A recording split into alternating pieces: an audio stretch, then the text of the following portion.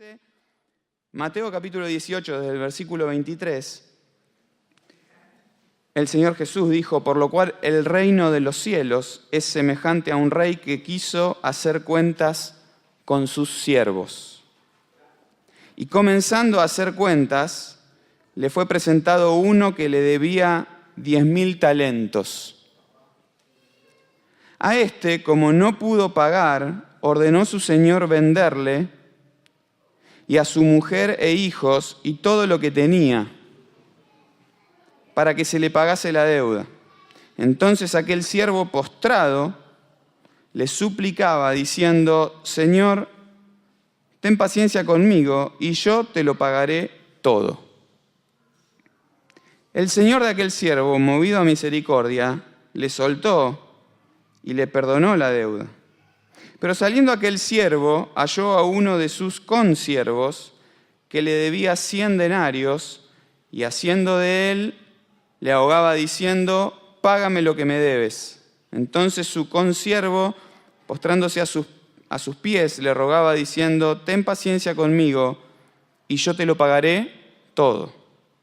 Mas él no quiso, sino fue y le echó en la cárcel hasta que pagase la deuda.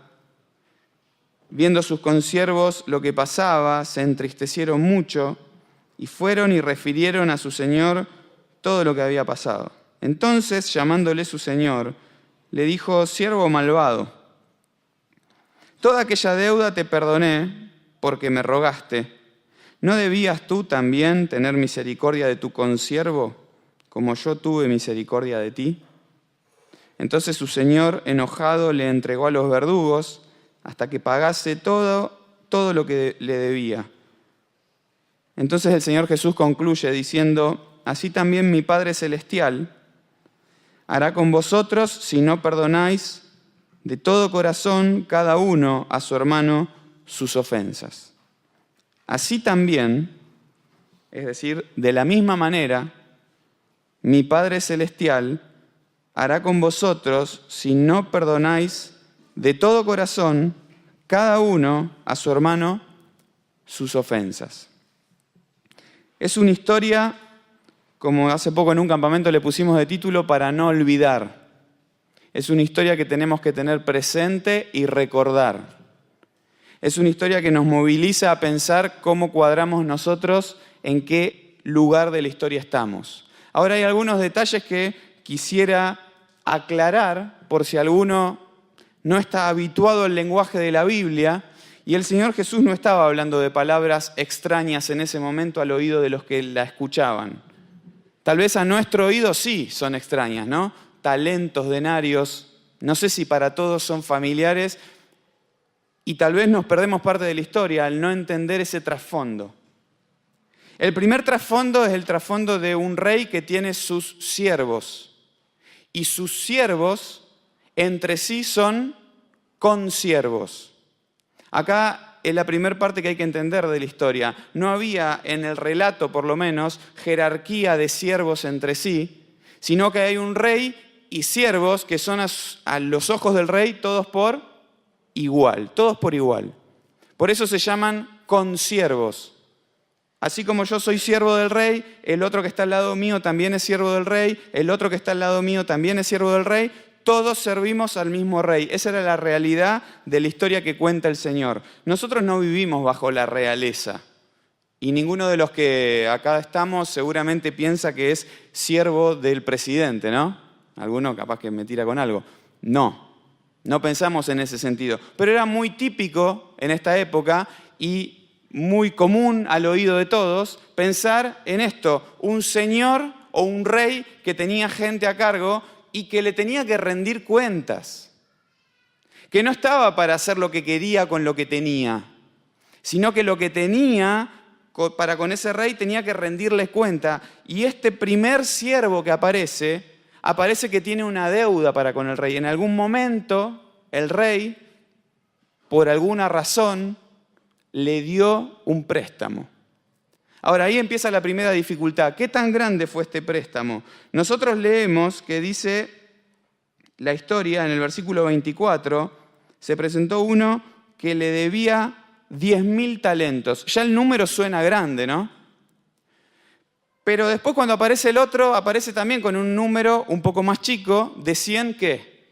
Denarios. Y es la primera cosa que tenemos que entender, la diferencia entre talentos y denarios para entender la historia. Los denarios era la moneda más corriente de la época y se piensa que un día de trabajo era lo que cobraba un empleado, un denario, así de simple. Por cada día de trabajo, un denario. Así que, si lo comparamos con los talentos, un talento equivalía a 6.000 denarios. Esa es la equivalencia, si la tenemos que traer a nuestro entendimiento, por días de trabajo. Un talento, 6.000 denarios. O sea que este primer personaje que aparece le debe 10.000 talentos, lo que equivale a 10.000 por 6.000 días de trabajo. ¿Se entiende? 10.000 por 6.000 da un número muy grande, muchos ceros atrás. Es gigante el número. Cuando este hombre se acerca al rey y se tira a los pies del rey y le dice, yo sé que tengo una deuda con vos, muy grande, yo sé que por esa deuda tengo que pagar, y le dice, te pido, dice el versículo 26, ten paciencia conmigo, y termina diciendo, yo te lo pagaré todo. Tenía que ponerse a trabajar para juntar ese dinero, ¿cuántos días? 10.000 por 6.000. ¿Le iba a alcanzar la vida? No había forma de que este hombre cumpliera con sus palabras. En su pedido de clemencia al rey, en su pedido de teneme paciencia, no le estaba diciendo perdoname la deuda. Le estaba diciendo yo te la voy a pagar a la deuda. Pero no tenía sentido lo que estaba diciendo. No había forma que lograra ese hombre pagarle la deuda. ¿Quién sí sabía eso? El rey. El rey sí entiende que este pobre hombre angustiado, llorando, a sus pies ahí, rogando por un poco más de tiempo, el rey sabe, no hay forma que este muchacho me pague esto. Y tiene una actitud. Una actitud. Esa es una de las palabras que resalta en esta historia. La actitud del rey. Y después vamos a hablar de las otras actitudes. Pero el rey tiene una actitud que dice el versículo 27, aquel señor movido a misericordia. Movido a misericordia, le soltó y termina diciendo, le perdonó la deuda. Le debía mucho, ¿eh? Y estaba en todo su derecho de exigir que se le pague la deuda. Y como era moneda corriente en esa época, aquel que no tenía capacidad de pagar la deuda, tenía que pagarla de otra manera. ¿De qué manera? Con servicio. ¿Servicio ad honorem o servicio libre? No. Tenía que convertirse en esclavo. Y perdía todos sus privilegios y perdía todos sus derechos, e incluso sus bienes eran vendidos para pagar parte de la deuda, e incluso su familia tenía que ser puesta al igual por esclavo para pagar la deuda. Y el rey, con todo su derecho de reclamar, de exigir lo que corresponde, lo que era justo, el rey decide tener misericordia. Movido a misericordia, lo suelta. Y le perdona, y lo que significa el perdón acá es una cancelación. Eso es el perdón acá. Cancela la deuda. A los ojos del rey, el rey dice, ya está. Te podés ir, anda con tu familia, anda con esos que ya seguramente habían escuchado que la deuda era muy grande, habían escuchado que había llegado el tiempo de rendir cuentas al rey, habían escuchado que lo más probable es que todos se tenían que ir a laburar para el rey y perdían su libertad y hasta seguramente se separaba la familia. No, anda, volvé, hacé tu vida, te perdono la deuda completamente. Así que la primera actitud es la del rey. La segunda actitud, yo me imagino, es la de este hombre. ¿Qué actitud habrá tenido? ¿Qué pensamiento habrá tenido saliendo de la presencia del rey? Ahora, el Señor Jesús es muy gráfico en la historia que contó, porque uno la lee y parece que está saliendo de ahí mismo y se cruza con el otro. Dice el versículo 28, saliendo aquel siervo, halló a uno de sus consiervos. No era un siervo suyo, era uno que estaba a la par con él. Y este hombre también aparece aquel concepto de la deuda. Le debía también, pero le debía 100 denarios. O sea, ¿cuántos días de trabajo? 100. ¿Era una deuda pagable? Sí. Era una deuda, a los ojos de la otra deuda, era chiquitaje. Sí, es algo che, necesito salir del apuro este mes. ¿Me das una mano? Tomá. Las palabras de este consiervo, versículo 29, dice, postrándose a sus pies le rogaba diciendo, ten paciencia conmigo y yo te lo pagaré todo. ¿A qué nos suena? ¿No suenan muy parecidas a las otras palabras? Volvamos, miren, versículo 26, leímos recién. Señor, ten paciencia conmigo, yo te lo pagaré todo. Versículo 29, ten paciencia conmigo, yo te lo pagaré todo. Las mismas palabras. No había pasado mucho tiempo desde que salió de la presencia del rey, Recién había salido, estaba fresquita en su mente, en su cabeza, la actitud que había visto en el rey. Estaba fresquito en él el pensamiento de lo que había recibido, recién lo había recibido.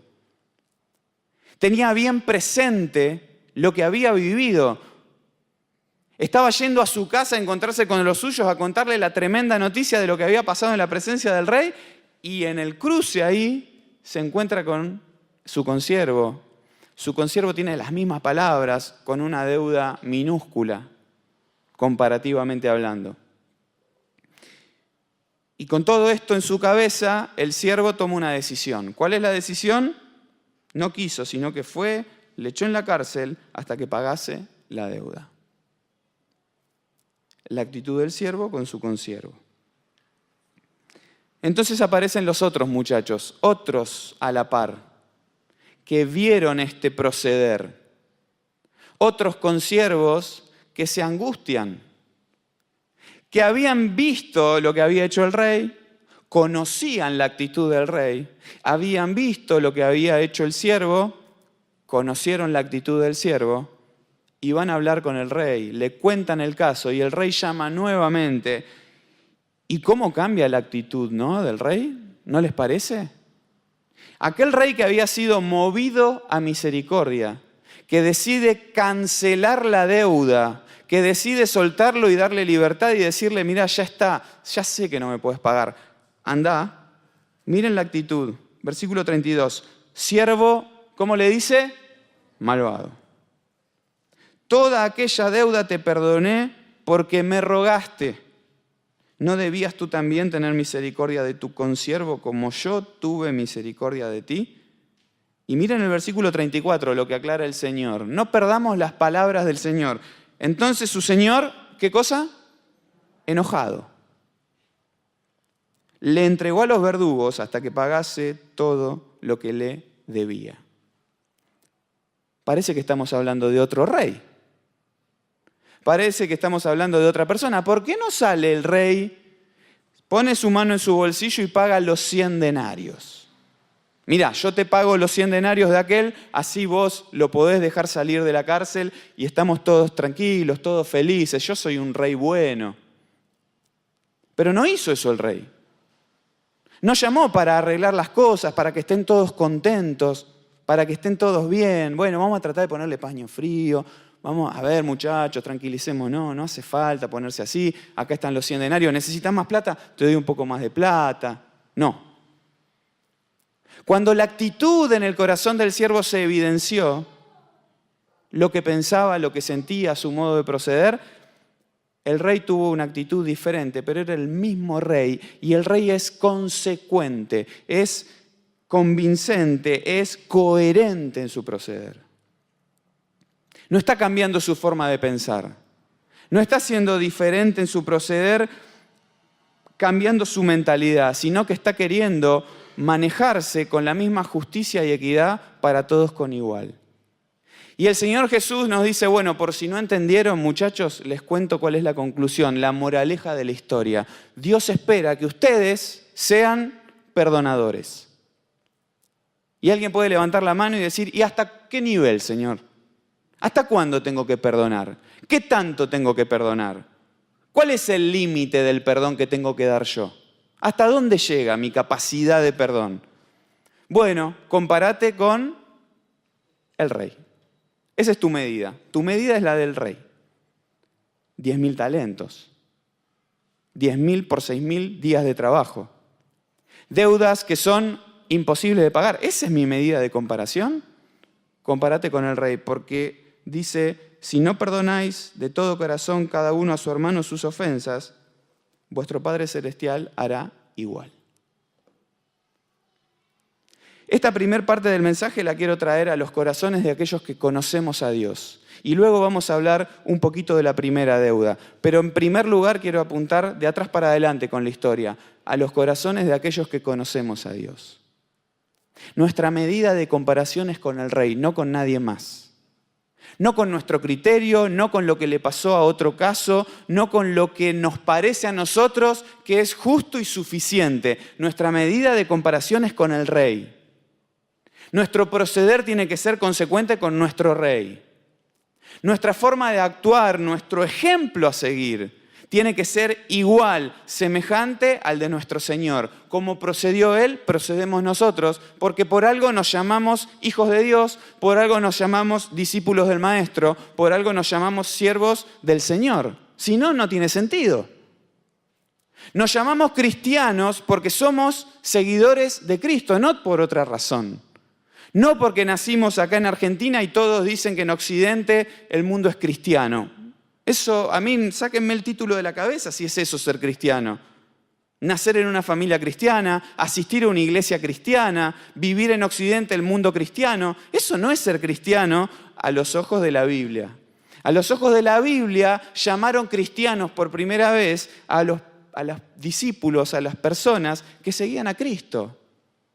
En Antioquía, en una ciudad que no era judía, les llamaron, les dijeron cristianos, porque estos se conducen igual que Cristo. Así que si vos y yo nos llamamos cristianos, tenemos que proceder coherentes con el llamado que tenemos, con el Señor que tenemos. Como se mueve Él, nos movemos nosotros. Y ahora vamos a hablar de esa deuda, pero ustedes y yo sabemos la deuda que nos fue perdonada, ¿no? De la misma manera, tenemos nosotros que movernos con los demás. Así de simple quiero que sea este pensamiento porque quiero ir al principio de la historia. Pero en esta noche pensá en tu corazón cuál es tu actitud con tu hermano, con tu consiervo. Pienso cuál es mi actitud con mis hermanos, con mi consiervo. Porque a los ojos del Rey somos todos iguales. No soy más ni menos que nadie. No sos más ni menos que nadie. A los ojos del Rey somos todos iguales. Y yo no quiero encontrarme con mi Rey enojado, con la cara cambiada, con la actitud de aquel que viene a reclamar y a decir, ¿por qué estás obrando así? ¿No viste lo que yo hice con vos? ¿Tiene derecho a reclamarme eso? Todo el derecho del mundo. Mi Rey y tu Rey tiene todo el derecho del mundo porque es Dios. Y me demanda a mí que si yo no perdono al que tengo al lado, si yo no tengo la actitud correcta con el que tengo al lado, entonces Dios me va a devolver lo mismo. ¿Es injusto? Ponelo en tu boca, si querés, en tu pensamiento, pensar que Dios en algún momento se moverá injustamente. Nos encanta hablar del Dios del perdón. Nos encanta hablar del Dios que se compadece del otro. Nos encanta hablar del Dios de las oportunidades, del Dios del que siempre nos da otra chance más, del Dios que cuando fallamos, Él nos ofrece otra oportunidad. Pero nosotros, al que tenemos al lado, ni se nos ocurre hacerlo. Ni se nos ocurre hacerlo. Porque cuando nos fallan, les hacemos la cruz. Cuando se equivocan, descartamos. Cuando tuvieron una caída, hacemos leña del árbol caído y nos subimos en ese tren de la crítica, del juzgar, del tratar mal al otro y nos olvidamos de nuestra deuda. Y nuestro Padre reclama de nosotros que hagamos justicia en esta tierra. ¿Eso reclama? No. Nuestro Padre pide de nosotros que lo imitemos a Él. Que tengamos la actitud de Él. No estamos llamados a enjuiciar gente nosotros. La historia de la mujer adúltera, ¿se la acuerdan? Termino con esto. El Señor Jesús termina con estas palabras. Le dice a la mujer, ¿dónde están los que te acusaban? ¿Dónde están? ¿No quedó ninguno? La mujer le dice, ninguno. Y el Señor Jesús le dice, yo tampoco te condeno. Yo no te condeno. ¿No había pecado esa mujer? ¿No se había equivocado esa mujer? Sí, la habían encontrado en el acto mismo del adulterio. Pero el Señor Jesús, haciendo eco de sus palabras de Juan 3, dice, yo no vine a condenar al mundo. Vine para que el mundo sea salvo. Yo tampoco te condeno. Andá y no peques más, claramente. No peques más. Pero yo no te condeno. Nosotros condenamos todo el tiempo. ¿Cuál es nuestra actitud? Miremos a los demás, miremos a nuestro Padre y obremos en consecuencia. Primera conclusión. Segunda conclusión, al revés, la de la primera persona. El primer siervo. No su actitud con su consiervo, sino su primera actitud con el rey. La Biblia claramente nos enseña que a los ojos de Dios, la raza humana, permítanme ser extensivo en esta primera parte, para todos por igual. La Biblia dice, todos pecamos. Y eso nos convierte a los ojos de Dios como alguien que tiene una deuda tremenda. ¿Cuál es el concepto de la deuda con Dios? La Biblia dice que Dios nos creó a todos, hombres y mujeres, nos creó. La Biblia dice que Dios tenía un propósito para el hombre y la mujer en este mundo, pero la Biblia dice que cada cual, como una oveja que se descarrila, que pierde el rumbo, cada cual se apartó por su camino. De ese propósito que Dios tenía, el hombre se equivocó, se fue por otro lado. La pregunta es ¿por qué, no? ¿Por qué la gente decide alejarse de Dios? Bueno, hay miles de respuestas, pero la Biblia simplifica todo. No es que simplifique, sino que reúne todo en una sola gran respuesta. El problema es el pecado en el corazón del hombre. El Señor Jesús le dijo a la gente, el problema no está en lo de afuera no es lo que contamina al hombre. Lo que contamina al hombre, lo que hace que el corazón del hombre esté mal, sale de dentro de él. El problema del pecado es en el corazón del hombre, no es externo, no es de ropa, no es de edificios, no es de poder adquisitivo, no es de escalas sociales. El problema está en el corazón del hombre. Que su corazón lo inclina a hacer las cosas malas, a tomar malas decisiones, a dejar de lado a Dios. Cuando decide su modelo de vida a seguir, no piensa en lo que Dios piensa, sino que piensa en lo que le gusta, en lo que le parece bueno. No hay persona que decida hacer de su vida un desastre. ¿Ustedes conocen a alguien que dice, voy a tomar esta decisión porque sé que es lo peor que puedo hacer para mi vida? ¿Conocen a alguien que decida así? No. Cualquiera que decide lo que cree, a su entender, que es lo mejor para su vida. Bueno, lo que Dios dice es como si estuviéramos en una habitación oscura y Dios prende la luz y nos aclara, hay camino que al hombre le parece derecho, pero su fin es muerte. Cuando el hombre deja de lado a Dios, cuando el hombre se olvida de Dios en sus decisiones, se equivoca. Y díganme si nuestra sociedad no es un fiel reflejo de esto, de que el hombre se equivoca. Y tal vez alguno de acá puede levantar su mano también y decir, mi vida es un fiel reflejo de esto, de que me equivoco. Yo soy el primero en levantar la mano. Cada vez que uno toma una decisión sin Dios, se equivoca. Cada vez que uno da un paso en la vida sin consultar a Dios, sin seguir los mandatos de Dios, sin hacer lo que Dios cree en su modelo que es lo mejor, nos equivocamos. Y el diagnóstico de Dios para la humanidad, para toda la raza humana, es que estamos todos bajo pecado. Y alguno podría decir, bueno, está bien, estoy bajo pecado, mi problema. Es mi problema. Sí, claro que es tu problema. Ahora, el tema no se acaba acá. El tema es que la Biblia dice que como tenemos pecado, estamos lejos de Dios. Y lejos de Dios significa en esta vida y significa en lo que viene después. La paga del pecado, o sea, lo que el pecado devuelve cuando pecas, la remuneración del pecado es muerte. En esta vida, porque vemos que las familias que tienen pecado se separan, los matrimonios que tienen pecado se separan, las iglesias donde hay pecado se separan. Eso es la muerte, separación, desorden, problemas. Pero no solamente acá, sino que después de este mundo. Cuando morimos en este mundo y pasamos a la eternidad, la Biblia nos enseña que esa muerte que acá se verifica en las cosas de este mundo, pasa a la eternidad como muerte eterna. Jesús habló más de la muerte eterna casi que de la vida eterna. Habló más de la condenación eterna del infierno que del cielo. Porque venía a este mundo con un mensaje de aviso. ¿El aviso cuál era? Cualquiera que muere en sus pecados está condenado. El que rechaza el mensaje de Dios está condenado. Ese es el concepto de la deuda. Y uno podría decir, bueno, está bien, no me gusta tanto esto. Una cosa es que yo esté por las mías en este mundo, pero lo que viene después, no quiero el infierno para mi vida. Así que de ahora en más, Dios, prometo pagarte la deuda. 10.000 talentos. 10.000 por 6.000 días de trabajo. Eso es lo que Cristo quería decirnos. La deuda que tenemos delante de Dios es impagable. Nuestros pecados ofenden a Dios. Nuestro pecado requiere condenación, porque la justicia de Dios requiere condenación.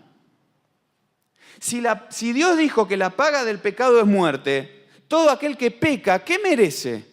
La muerte, la separación eterna. ¿Y cómo puede Dios, siendo justo, decir, bueno, ¿saben qué? Yo había dicho eso de la paga del pecado es muerte, olvídense. Sigan como quieren, hagamos como que yo no dije nada. No sería Dios, ¿no? No sería la palabra de Dios, no sería la verdad de Dios. Entonces Dios tuvo que generar un plan, idear, crear, pensar y poner en marcha un plan para salvar a la raza humana que se había caído. ¿Cuál fue ese plan? El que todos conocemos. Jesucristo vino al mundo, siendo Dios, vino al mundo a morir en una cruz. Y la Biblia nos enseña que cuando Jesús murió en la cruz, pagó el precio de la deuda. ¿De todos? Potencialmente sí. Porque la Biblia dice que es para todo aquel que cree. Así que cualquier persona que entiende que su pecado lo separa de Dios, su pecado, si se muere en pecado, lo lleva al infierno, pero mirando a la cruz dice, yo creo que Jesús murió por mí y que en su muerte Él me perdona los pecados, la Biblia promete que Dios, esto que hizo con ese siervo, ¿qué hizo con la deuda? Cancela la deuda. Pero no es justo, porque no se pagó la deuda, sí, Jesús pagó. La Biblia nos enseña que la cruz es la evidencia de la justicia de Dios, porque nos muestra con qué severidad Dios castiga el pecado. Jesucristo cargó el pecado de todos nosotros en Él, pero nos muestra con toda claridad el amor de Dios, porque en la cruz Dios nos estaba reemplazando. En vez de morir nosotros, en vez de pagar nosotros nuestra deuda, hubo alguien que fue a la cruz. ¿Porque lo obligaron? No. Jesús dijo, yo voy a la cruz por mí mismo. Nadie me quita la vida. Yo de mí mismo pongo mi vida. Y agregó, tengo poder para poner mi vida y tengo poder para volverla a tomar. Jesucristo resucitó. Este es el mensaje de la Biblia. Murió, resucitó y como ahora está vivo, perdona pecados. La gente de la época de Jesús lo criticó a Jesús diciendo, ¿quién se cree este que perdona pecados? El único que perdona pecados es Dios. Y tenían toda la razón. La que le faltó ver es que ese que estaba ahí era Emmanuel, Dios con nosotros. Tenía poder para perdonar pecados. ¿A quién le podemos ir a pedir perdón de nuestros pecados? Vos decís, bueno, cuando ofendo a alguien voy y le pido perdón por lo que hice. Perfecto, eso también lo dice la Biblia. Pero cuando nosotros pecamos ofendiendo a alguien o en nuestra intimidad, sin ofender a nadie más, hay alguien que siempre ofendemos. Porque Dios, que escudriña todas las cosas, nos ve siempre. Nos ve en público en el trabajo, pero nos ve solos en casa, nos ve solos en la habitación, nos ve solos usando el celular, nos ve todo el tiempo, escudriña todo. La Biblia presenta a Dios, al Señor, como aquel que tiene ojos como llama de fuego, que hace, escudriña todo, mira todo. Cualquier pecado que tengamos, no lo podemos esconder de su presencia. Y si cualquier pecado que tenemos nos constituye pecadores, y si la paga del pecado es muerte, y el que muere en sus pecados se va al infierno, ¿quién puede decir, yo no estoy en esa condición? Yo no soy de ese grupo de los pecadores. ¿Quién puede? Nadie. Pero hay un grupo de personas que sí puede decir, yo soy un pecador, pero mi pecado Cristo lo perdonó. Y el hecho de que el rey cancela la deuda significa que nunca más te reprocha nada más de esos pecados, de esa deuda. Nunca más. No significa que Dios se olvida de los pecados y no los recuerda más. Si no, no sería Dios que no recuerde. Pero el concepto de la Biblia de que Dios echó al fondo del mar los pecados, nuestra deuda, significa que nunca más te va a decir, ¿te acordás de esto que hiciste? Mirá que yo me acuerdo, ¿eh? Dios no obra así. Dios cuando perdona, cancela. Y yo les hago esta pregunta. ¿Todos los que estamos acá tenemos nuestra cuenta bien con Dios? Como decimos con el auto, ¿no? Los papeles en regla con Dios. ¿Fuimos a Dios con nuestra deuda? Tal vez alguno fue a Dios y le dijo, Dios, yo te prometo que si me das esto, si curás aquel, si me das aquello, yo te voy a pagar, te lo voy a devolver.